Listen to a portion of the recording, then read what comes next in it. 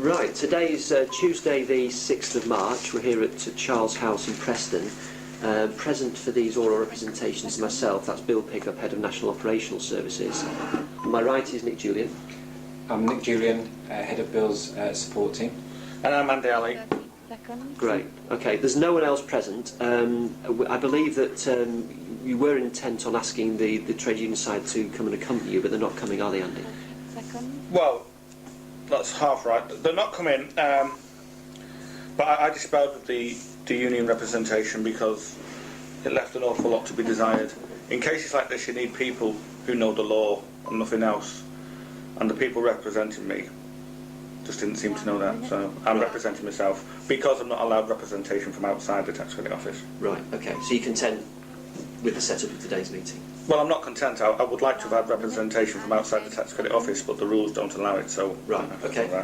Good. Fine away. Well, as I said, this is your opportunity to make oral representations. At the end of the interview, or the end of the meeting, we can allow you to have one of the copies of the tapes, if that's okay. Yeah. So this is your meeting, Andy. So feel free to make whichever representations you want to. Right. Well, I have to say, to begin with, I'm quite annoyed that it's taken 4 years and this is still going on. It's absolutely unacceptable. The law specifically states that when there's a grievance procedure, it should be resolved as quickly as possible. It should not have taken the tax credit office 4 years to resolve this matter. What I have here is the report by Jim Sampson and Heather Whittaker, and what I propose to do is go through it and cite the points I disagree with.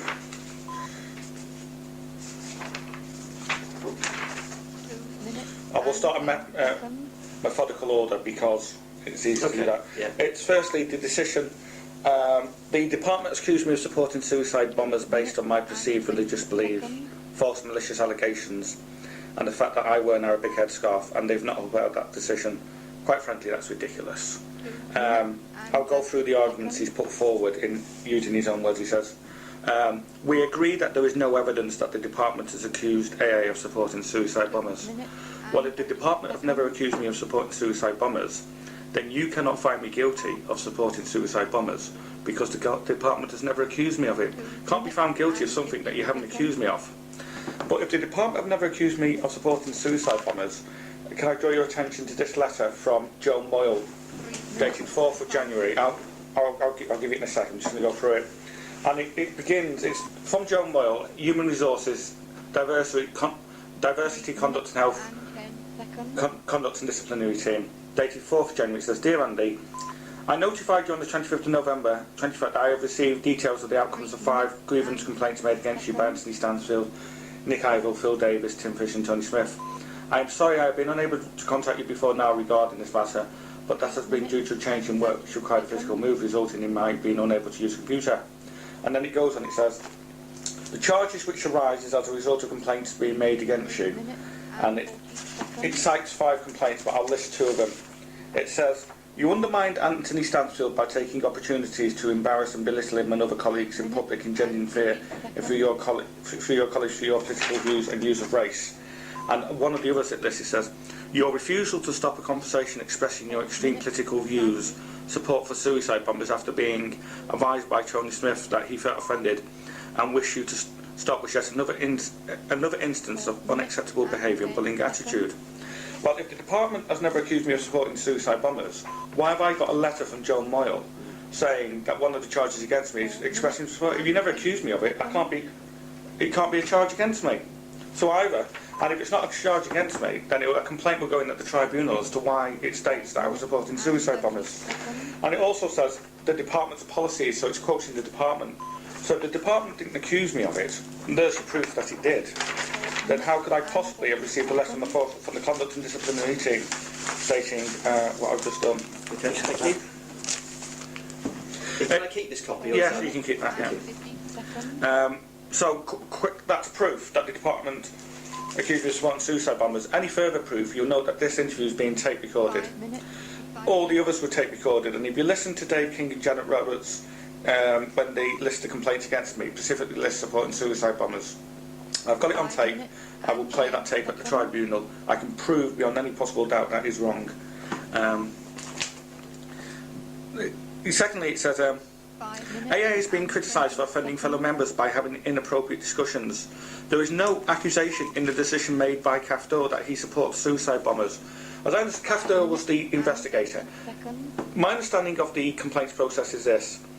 A grievance is put in, it has to be informally resolved. An attempt has to be made by either bringing the parties together or going to see management and bringing the parties together. After that, interviews are conducted by 2 appointed investigators. The investigators then give the report to the decision maker. The decision maker can only make a decision based on the report from the investigators. Then it goes to appeal. Well, if Kath Doyle, if the decision maker, never accused me of supporting suicide bombers, then the charge against me about support should not be made because Kath Doyle didn't accuse me of it. So how can John Moyle, a very senior manager in the tax credit office, be accusing me of supporting suicide bombers when the decision maker says that it was never made? And if it was never made, it means that a decision has to be made, because one of the things I will come to later, it said that I refused to go before Tina Gallagher with the appeal. But the appeal officer only goes on a decision made by the decision maker, and if that's challenged, like you're doing today. But if the decision maker didn't make that decision, then I couldn't have refused an appeal by Tina Gallagher, because it hadn't gone to Tina Gallagher. Do you see where I'm coming from? Yes. And then it says, comments made by Tony Smith in his witness statement are now the subject of a separate complaint by AA. That's never been investigated. We suggest that the alleged distress and discrimination from those comments be dealt with there. They shouldn't be dealt with there, they should be dealt with here. Jim Sampson was basing his report on what Heather Whittaker and who were the investigators? It was Jim Sampson. Based on what the investigator said, Ian Wright and Donna Todd. Let me tell you, and it says here, I've never accused me of supporting suicide bombers. This is an interview. You can have a copy of this. This is Ian Wright's transcript. Ian Wright was the investigator, and one of the things he was investigating was whether there was references to my Arabic headscarf, based on the fact that I wear an Arabic headscarf. The department accused me of supporting suicide bombers based on my perceived religious beliefs, false militia, and the fact that I wear an Arabic headscarf. That's what he says. When he interviewed Tony Smith about it, Ian Wright, in relation to this complaint, this is what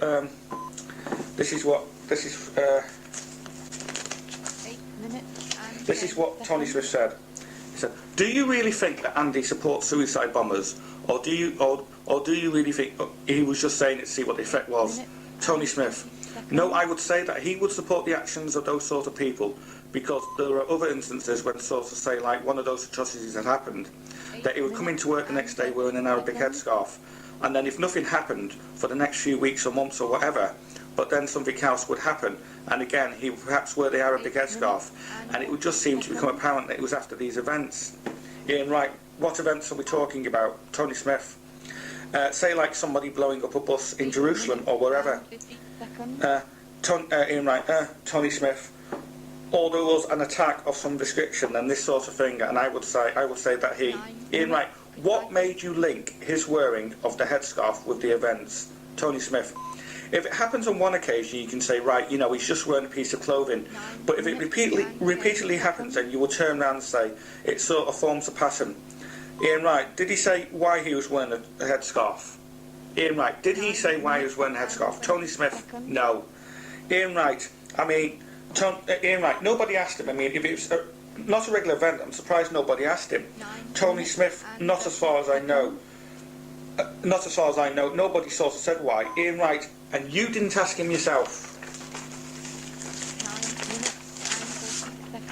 Tony Smith: "Not that I remember, no." Ian Wright: "But how often would it happen? Once a week?"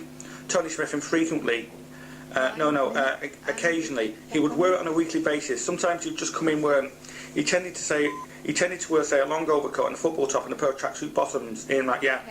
Tony Smith: "Just to be one of the staff?" Ian Wright: "Everybody." Tony Smith: "I'm wearing a shirt and tie." Ian Wright: "Yeah." T.S.: "And you're wearing a shirt and tie just the same as everybody else, yeah?" Tony Smith: "Then other times he would come up, say, like wearing a headscarf." Ian Wright: "But if he wore the Arabic headscarf, let's say a couple of months, what made you tie it to anything else?" Tony Smith: Because if you heard on the news, you know, say like the night before about one of these incidents, and then it happens again, yeah, you could. The reason I ask you what, Ian Wright, the reason I ask you why, Tony Smith, it's only in opposition. Ian Wright, okay.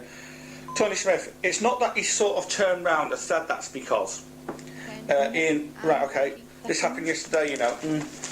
Tony Smith, I assumed he was wearing the Arabic headscarf because I had linked it to atrocities in the Middle East. He never said why he was wearing it. I just made that assumption. That's disgusting. Basically, his own words. It's on tape. I have the tapes. Tony Smith made the assumption I wore an Arabic headscarf. I was supporting suicide bombers simply because I was wearing an Arabic headscarf. That's his own words. I have it on tape. The Revenue and Customs have got two choices. They can either uphold that, and I would seriously suggest they do because it's now on tape, or we'll take it to the tribunal. And then you, as head of Customs, Bill, with all due respect, if you find that's not racism, then that raises a lot of questions about people of Arabic origin who are currently being prosecuted by Revenue and Customs if such people exist. The idea that simply because I wore an Arabic headscarf, I supported suicide bombers is a nonsense.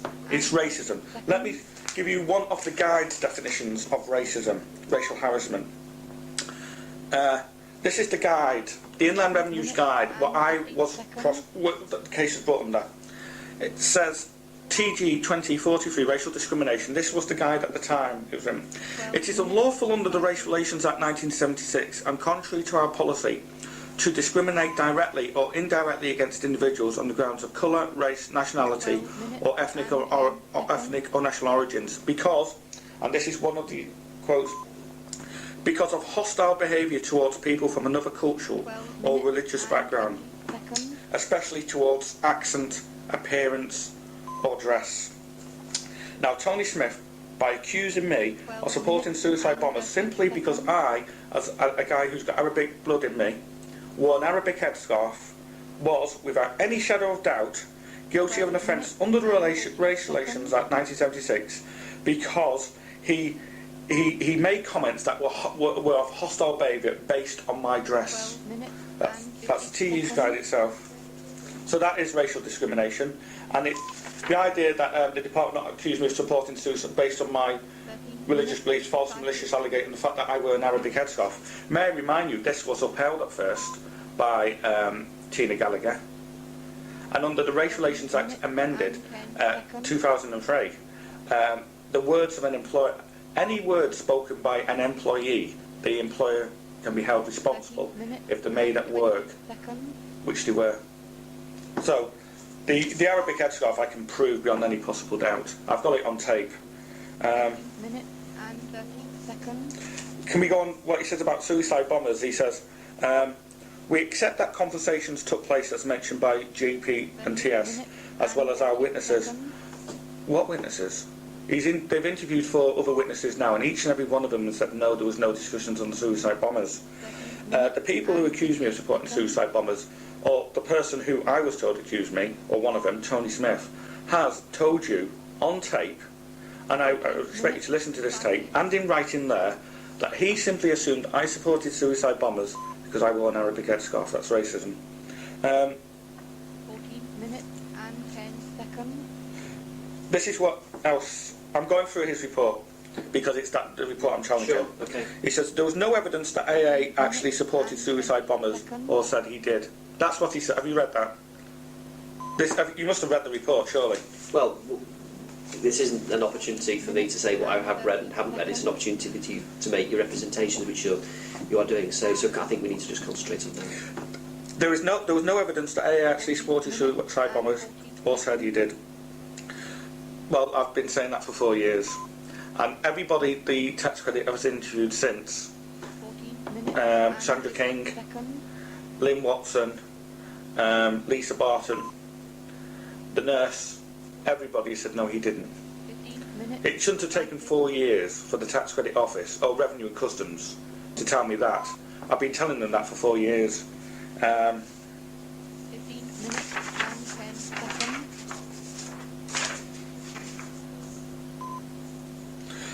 Can I bring you another piece? This is a witness statement that was also taken by Ian Wright of an Asian member of staff he interviewed. And it's an interview of Saima Anwar, Ian Wright interviewing Saima Anwar last year. 15 minutes. Now this is what it says. I'm quoting a bit from Saima Anwar's transcript.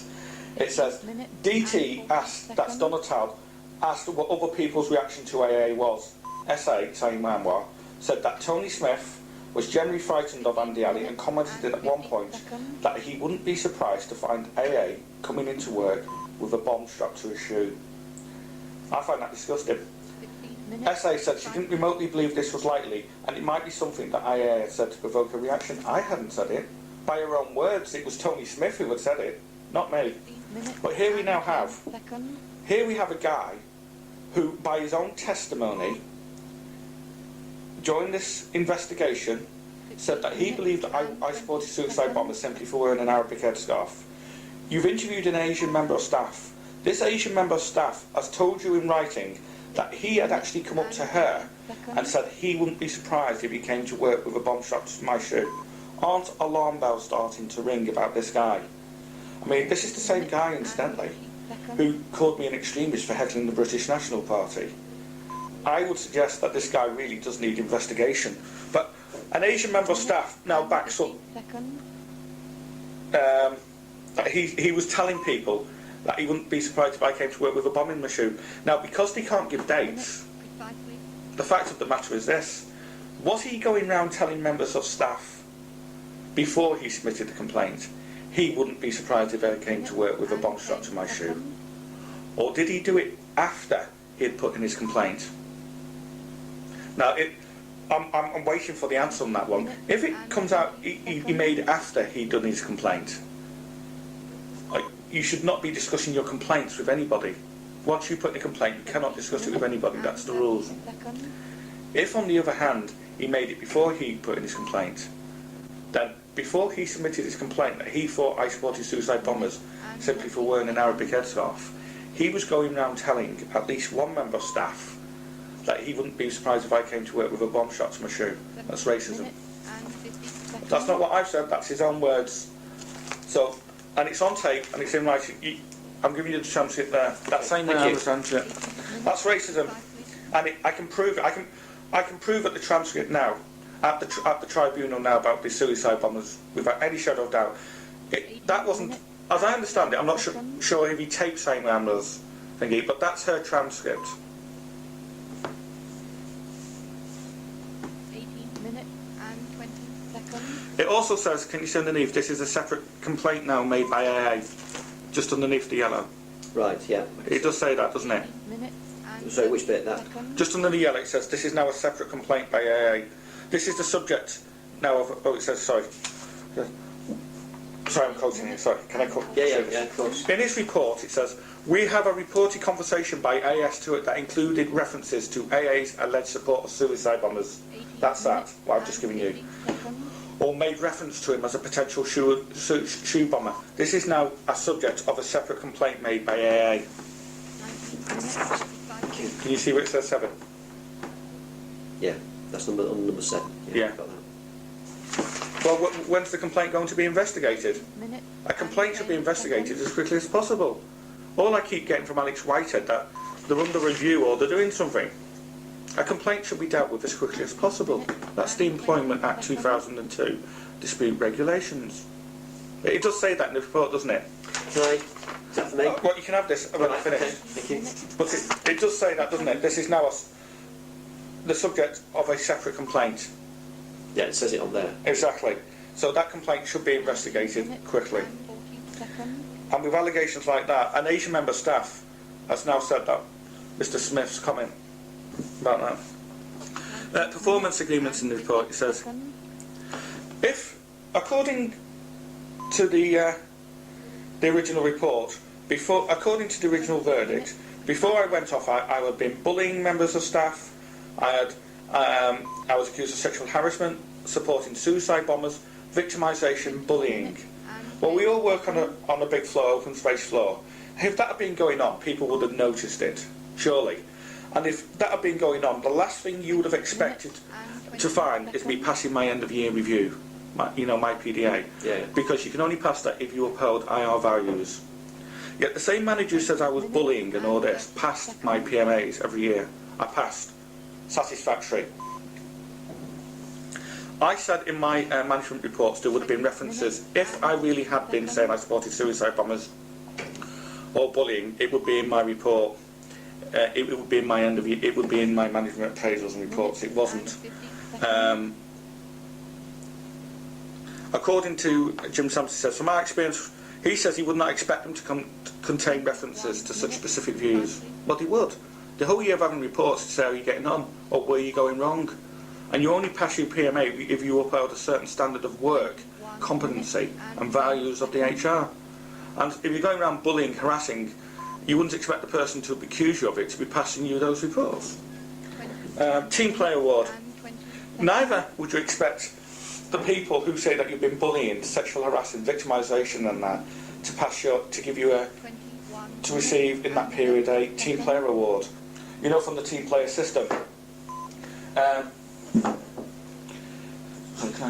Sure, yeah. Team Player Award. I received my Team Player. Yeah. According to Dave King and Janet Robinson, when they found out I told them I'd received a Team Player, what they did was they went and asked Anthony, and according to Anthony said that it was the director who'd given it me, assistant director, and he'd been put under pressure to give it me. And on that basis alone, Dave King and Janet Robinson accepted that. Why didn't they go and ask the director? Independent verification. They should have gone and asked the independent, did you order a manager to give Andi Ali a good report? The team player. Yeah, but he didn't. He just accepted what the complainant had told them. That is ridiculous investigation. It's incompetency. The standard of level of management in HR, revenue and customs, the management levels are incredibly incompetent in my opinion. But I would urge you now to interview Barry Rushton.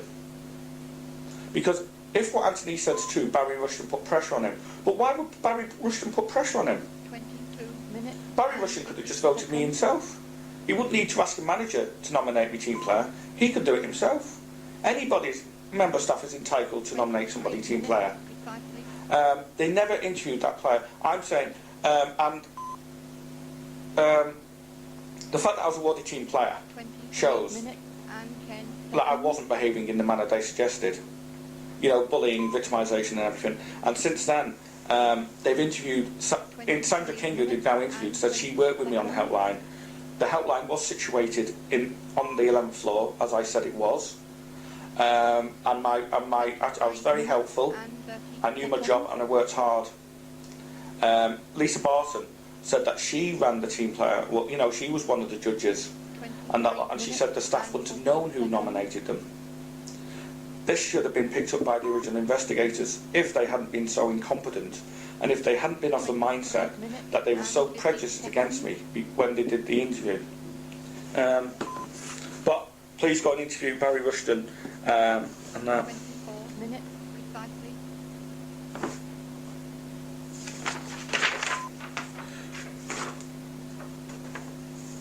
Oh yeah, Tony Smith. This is the strangest complaint I've ever heard of in my life, actually. That was complaint A, the Arabic headscarf I've just made representations to. Yeah. And I can prove the Arabic headscarf one. Complaint B. Tony Smith complained about seeing me heckling the BNP on television. This is racial harassment. This is what they say. Complaint partially upheld. I'm not quite sure what partially upheld means. It's either upheld or it isn't. Can't be both. This is what he said. This comment was made by Tony Smith in his complaint, and it is our view that it is inappropriate to be included in a grievance complaint. He stated he included it as an allusion of AA's political activism, but now accepted as reasonable and acceptable to lawfully protest. So we uphold that part of AA's complaint. He didn't include it as part of my political activism, whatever that is. His complaint specifically says extreme political views, and he labelled me an extremist for what he said was heckling the BNP. I wasn't heckling the BNP, by the way. I was doing academic research there. But he said I was... his complaint says extreme political views. Have you seen his complaint? It's very clear. It says extreme political views, and it lists heckling the BNP. Now, Miss Ouvway, who's the HMRC barrister, has said in her submission to the tribunal that this complaint about me heckling the BNP, no decision was ever made by Kath Doyle. Yeah? Accepting that's true, and I don't, but accept that's true now, what the respondents are now telling the tribunal is that the decision maker did not make a decision on heckling the BNP. Now, if that's true, I haven't been given the right to appeal. Can't appeal against a decision that has not been made. And I am entitled, as an Asian member of staff and Quarter Arabic, as the same process as everybody else of a different ethnic group. The fact that I wasn't is racial discrimination under the Employment Act, under the Racial Relations Act 1976 and its more amended version. But I would like you to look into that. Was a decision made by Kath Doyle on me heckling the BNP or not? And I'm saying it on tape because I'll ask you at the tribunal if it was. He then says, I'm just... 26 minutes and 50 seconds. Okay. The reason he says it's partly is 27 minutes. he concludes that we have stated that, Jim Sampson, we have already stated that we have no evidence at the way in which the department or individuals took action over dealing with TS's complaint constituted racial harassment or had a racial motivation. We find, however, that this complaint should have been rejected or referred back to TS and local management at the time. Actually, personally, what you should have done is ripped it up and stuck that complaint somewhere more appropriate, in my opinion, as you should have done with both of them. But the fact is, the department allowed a complaint about me heckling the BNP at a peaceful protest to be used as an internal grievance procedure. That the department allowed it, the department upheld it in my view. Kath Doyle's complaints about Tony Smith said all upheld. However, if they're now saying that no decision was made, then as far as I'm concerned, the process has not finished the original investigation. Because if she's not made a decision, I haven't been given the opportunity to appeal. I'm appealing against it. We're here now because I'm questioning the decision makers' reports, aren't we? Yeah. But what they're saying is the decision maker in the original decision did not make a decision. So if she didn't make a decision, I could not appeal. Say you were the appeal maker, I could not appeal to you about that decision because no decision's been made. You see where I'm coming from? I understand your point, yeah. Yeah. 28 minutes and 30 seconds.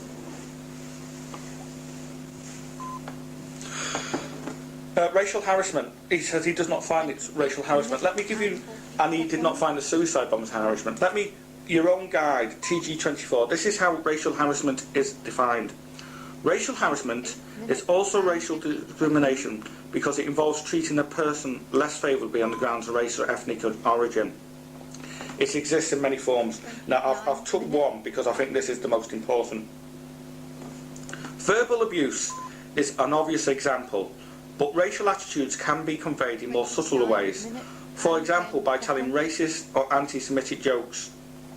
The joker may well insist the jokes were not meant personally, and no one likes being accused of lacking a sense of humour, but such comments are often hurtful. Now this is the part. The remarks may not be specifically aimed at somebody from an ethnic minority, or the remarks may not have been intended to be hurtful, but they still amount to harassment if the recipient sees them as racist intent. I'm the recipient. I see them as racist intent. By your own definition of the guy, and that is racial harassment. By anybody's standards. The Arabic headscarf. Tony Smith made a judgment. I supported suicide because I wore an Arabic headscarf. That remark I see as racist in intent, and therefore, under your own definition, it is racial harassment. So that's the heckling the BNP, which is...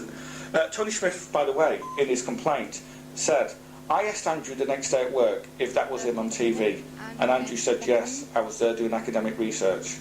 So before Tony Smith had ever put in the complaint, his own words, I told him I was there doing academic research, which I was. I was doing an MA at the time on the BNP. I'm now doing my PhD on the BNP. I'd got permission from the civil service, and I didn't need permission anyway, by the way. You're allowed to go to BNP protests and heckle. The union do it all the time. So the BMP, I can prove at the tribunal. Minute There's no problem about that. Second. No. Complaint C. I have been racially harassed because many white civil servants take part in protests but have never been disciplined for it. He didn't uphold this one, but we just found out that the original complaint about me being extremist was upheld. Or you're going to look into it whether it was, if no decision was made, you've got a problem.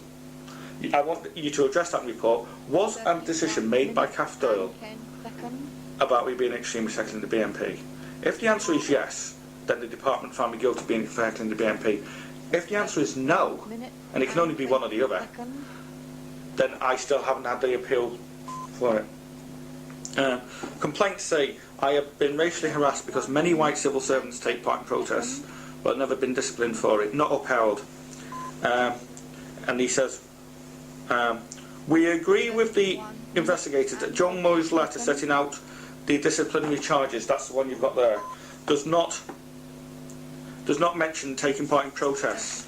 The disciplinary action arises from the decision on the original complaints. Well, it can't do, because according to your barrister, no decision has been made on heckling the BMP. So John Moyle's letter, according to Miss Ouvwaite in her recent submission, because you did not make a decision, it wouldn't be mentioned there. And if it's not mentioned there and you've not made a decision, I want the right to appeal. I understand.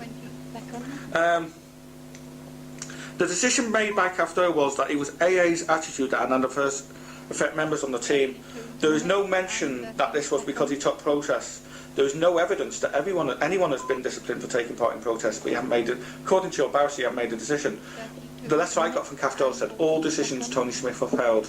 Now they're changing it. They're trying to back down on the BMP one. But if you're going to go down the avenue that you didn't make a decision on the BMP, I haven't had the appeal and your process. And what the ETCO would be saying was that despite the fact that that complaint was first made, that complaint was first made, as they say, in January 2004, and CAF Doyle was appointed whenever.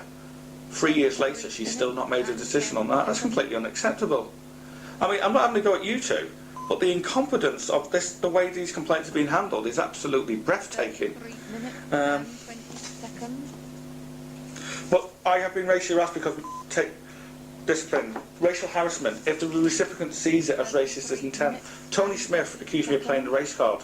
He's now backed down on that. But if you could accuse somebody of playing the race card, and it's not true, you have used somebody's race to take a course of action that amounted to discrimination and harassment. If you accuse somebody of playing the race card, and it's not true, it's racial harassment. He did. So complaint C can easily be proved as well. Complaint D. Discriminated against as the civil service have not reported to the police allegations of criminal nature and has lied to the police by claiming these allegations were never made. And he's not upheld that. He says racial discrimination. They've used the Protection of Harassment Act, and the Protection of Harassment Act 1977 allows for complaints, some complaints not to be charged as harassment. But if the person who sees it as harassment does it, then becomes a criminal complaint. But the racial discrimination is an automatically criminal offence without the Protection of Harassment Act. And Miss Ouvwaite, in her submission, says that Nick Ivel accused me of unjustly playing racial discrimination. So if I was accused of racial discrimination from the start, criminal offences were made. And you work for Customs, you know that as well as I do, how the law works in relation to this. I've got two statements from the police, one from Lancashire Police and one from Merseyside Police, which have given him. The Merseyside Police statement quite frankly says that I was told not to discuss it while they conducted their investigations. But as I understand, Anthony Stansfield, I'll come to that later, Anthony Stansfield is still saying I played the race card. That is a criminal offence. That's racial discrimination. For too long. If he's accused me of racial discrimination, it's a criminal offence, and the police should be involved. I'm accusing the Department of Racial Discrimination, so I once again ask you to contact the police and get a police investigation into these, because that's exactly what I'm going to be pushing for at the tribunal. A police investigation. Racial discrimination, racial harassment is a criminal offence, and the police should be involved, and it should be involved straight away. 35 minutes. He says, and 50 AA has seconds. asked for numerous witnesses to be called to support his defence against the allegations of sexual misconduct. Because these allegations were not upheld, we have limited ourselves to a question put to our witness A, B, C. None of these female witnesses said they felt sexually harassed by AA. Why were these witnesses not interviewed by Dave King and Janet Robinson? That's what they should have been. You can't, these witnesses should have been interviewed by Dave King and Janet Robinson. They should have been interviewed by the decision maker, and they should have been interviewed by the appeals officer. They were not interviewed. And 30 seconds. I would like to know why at the tribunal these people were not interviewed. Why is it taking them 3 years to produce witnesses, these witnesses, to interview these witnesses? An investigation, if it had been conducted properly, should have been over within 12 weeks at the most. This has taken the department And 50 seconds. just under, well, where are we now? 2003, so just under 4 years to interview people who should have been interviewed in the first place. And he concludes, it is for others to decide whether any of the participants in this protest making such false allegations should be reprimanded. They should be reprimanded, they should be sacked. They together got together and put in false allegations of sexual harassment, which the people I was supposed to have harassed said no he didn't, which the investigators decided not to interview, and they're now saying that it wasn't a conspiracy. Well, if it wasn't a conspiracy, how do we explain how 3 people who were never meant to have conspired together, all at the same time, put in the same false allegations? And there's only one way, in my opinion, they could do that, if they come together. And in the original statement, they've now admitted that there was a discussion with senior managers in the tax credit office before these complaints were put in. Off the record, off tape, and that some senior managers, and that's why they've been covered, these complaints, because senior managers in the tax credit office have been colluding with them. I point to Carol Oakey, I point to Jackie Pye, who both admit that they discussed this matter before being interviewed by the investigators. 38 minutes and 20 seconds. Complaint E. All my complaints only ever partially upheld, and yet even the fact I've got proof, and yet the white complainants had theirs upheld, despite that they didn't even have evidence, if you call it. Complaint E. I have been harassed for talking about my supposed views on politics at work. Now he says, we do not accept that harassment has suffered under any of the definitions in the guide. Well, yes it has. AA does not specify on what grounds he has been harassed. It's racial harassment. I made that clear when I submitted the complaints. It was racial harassment and discrimination. And Ian, writing his investigation, said these complaints were brought under Chapter 20, which is racial harassment and racial discrimination. He says, however, we do find an evidence from independent witnesses, as well as complainants, that political discussions took place in AA's office environment involving members of staff who wanted to participate. Others were able to exclude themselves. See statement by SA, blah, blah, blah. I have not been the subject of complaint. Well, if the department said that because I expressed political views in the office, I should face grievance proceeding, that argument upholds for people from other members of staff, including those from different ethnic minority groups. And I've been treated differently from people from other minority groups. Because, for example, in 2003, you'll find many staff were talking about the Iraqi war, because many went on the protests for it. Many members of staff, and I've done a video, I've got a DVD out on this actually. Have you seen the video? Have you seen my video? Well, as I say, I don't want to get into what I have seen and what I haven't seen at the moment. Right, well, there's a video going about where I interview a member of staff from the tax credit office at an anti-BNP protest, Mark Barker. Now, if I'm going to be subject to a complaint and the grievance procedure by the Inland Revenue because I attended an anti-BNP protest, why isn't Mark as a white one on the staff? It's racial discrimination. He says, we find it significant that no contemporary formal complaints were made about AA's supposed views of politics, a point which we comment below. Now, I need to go through these. We're going to be a while because it's a massive case. And I want this sorting out quickly, because quite frankly I'm bored of a lot of you, and I'm bored of listening to, 40 minutes. if you forgive me for saying so, the idiotic opinions of the people running the inland revenue at the moment, and their stupid, racist, anti-Semitic, and quite frankly sexual harassment that I've been suffering the last 4 years because of staff and management within the HMRC. And so I want this sorting, quite frankly, because I've got better things to do than to waste my time speaking to all these people. I've got a PhD that I'm trying to do, and I want to focus on that and just do my job and just, quite frankly, see the back of a lot of you. Anyway, academic research, he says, the terms under which AA carried out his academic research were made clear to him. Unfortunately, the document setting out specific terms and conditions has not sufficed, and we cannot comment on detail. What it means is he cannot say what those terms were. That's what he's saying. He cannot say what the terms were about my research. He says, AA's manager had told us of constraints that he had considered to operate on AA's overall discussion of political issues in the work context. The restraints on me are the same restraints as everybody in the tax credit office. You cannot put restraints on one member of staff and allow others, and not put the same restraints on others. It's exactly what the Race Relations Act covers. Everybody, irrespective of their race, is allowed to have the same, operate in the same environment. 42 minutes and 20 seconds. Kay Cunliffe told the original investigators that AA was not allowed to discuss political theories in the office context. I was allowed to discuss political. I've never had any restraints on me not discussing any political views at work. All I had was told that in relation to my academic research, I had to follow the guide. I've had no restraints about my political research. My academic research and my political views are two different things.